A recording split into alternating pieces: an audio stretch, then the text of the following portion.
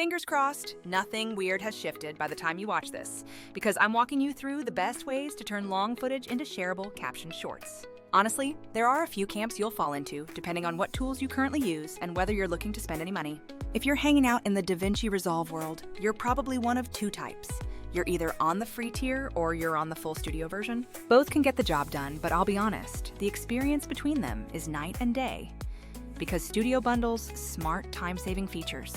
That automated audio transcription built right into the editor is huge, because it means you can generate a subtitle track inside Resolve instantly.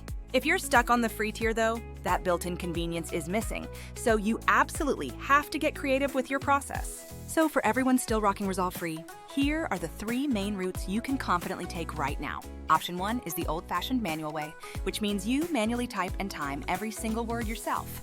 It's tedious and frankly kind of miserable, but it is doable if you hate signing up for extra services and your videos are on the shorter side. My pro tip is to keep a couple of captioning templates ready to go, as this is your absolute fallback if you commit to staying inside Resolve. Option 2 is leveraging a third-party tool, because these days there are seemingly endless AI websites for transcription and auto subtitles. The catch, as you probably suspect, is that most of them start free and quickly gate all the advanced features behind a subscription paywall.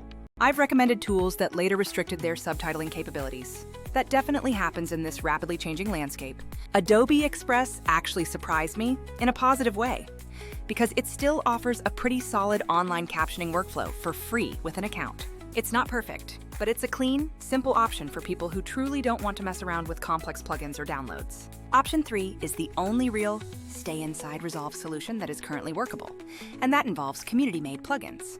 These plugins tap into open-source transcription engines, like the popular free one that uses OpenAI's Whisper technology under the hood. It's a little quirky to set up and occasionally breaks when Resolve gets a new release, but when it works, the free automation is absolutely brilliant. Remember, the open-source ecosystem moves incredibly fast, so you should always expect occasional hiccups alongside rapid updates. If you seriously plan to edit and caption for longer than a year, honestly consider making that one-time studio upgrade purchase.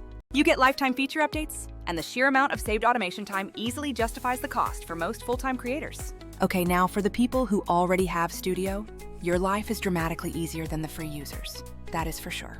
There are still external utilities I used to rely on back when Resolve's native features were more limited, but newer paths are much cleaner.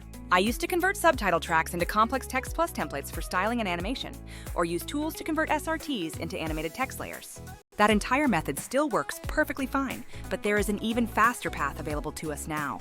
Enter the real game changers, the automated clippers and dedicated AI editing platforms designed for this task. This is where a platform like Vizard comes in, because the core idea is simple.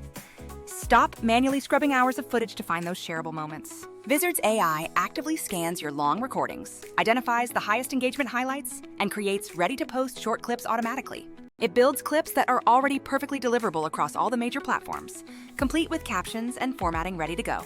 Here's how I typically approach a long-form session now, leaning heavily into Vizard for the bulk of the heavy lifting. First, I upload the full recording to Vizard, and the AI immediately analyzes speaking patterns, volume spikes, and key attention markers. The system then spits out potential highlights, which I can preview and approve based on how well they fit my intended message. This initial automated analysis is often responsible for completing about 60 to 80% of the total discovery work. Next up is captioning, where Vizard can auto-generate clean subtitles for every single clip it produces. Unlike some free web tools that need manual fixes for awkward timing, Vizard's captions are usually clean by default and easily tweaked. You can also easily tweak the style, split long sentences into more snackable lines, or export SRTs if you prefer importing into Resolve. Finally, one thing I used to absolutely dread was juggling dozens of posts across platforms with different posting times. Vizard's auto-schedule feature is clutch here, because you just tell it the cadence and platforms, and it queues everything up for you. If you prefer a more hands-on approach, the content calendar lets you visually plan, move clips around, and publish exactly when you intend. That hands-off scheduler is often the real difference between just making content and actually growing a dedicated audience, because consistency wins every time. Now, I don't want to make it sound like Vizard is some sort of magic wand that fixes absolutely everything in post-production.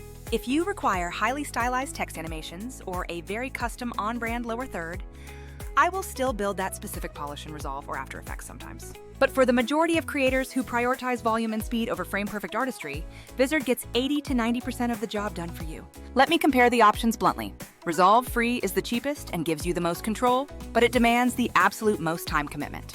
Third-party transcription websites are faster initially, but you will almost certainly hit unpredictable paywalls or inconsistent quality as you scale. Whisper-based plugins inside Resolve are great when they actually work and they are free, but they can notoriously break with major software updates. Easy-friendly AI editors like CapCut or Express are great for quick social posts, but feature sets move behind subscriptions without warning. Vizard is built specifically for creators who need to scale by extracting snackable, high-value clips and managing the entire distribution lifecycle.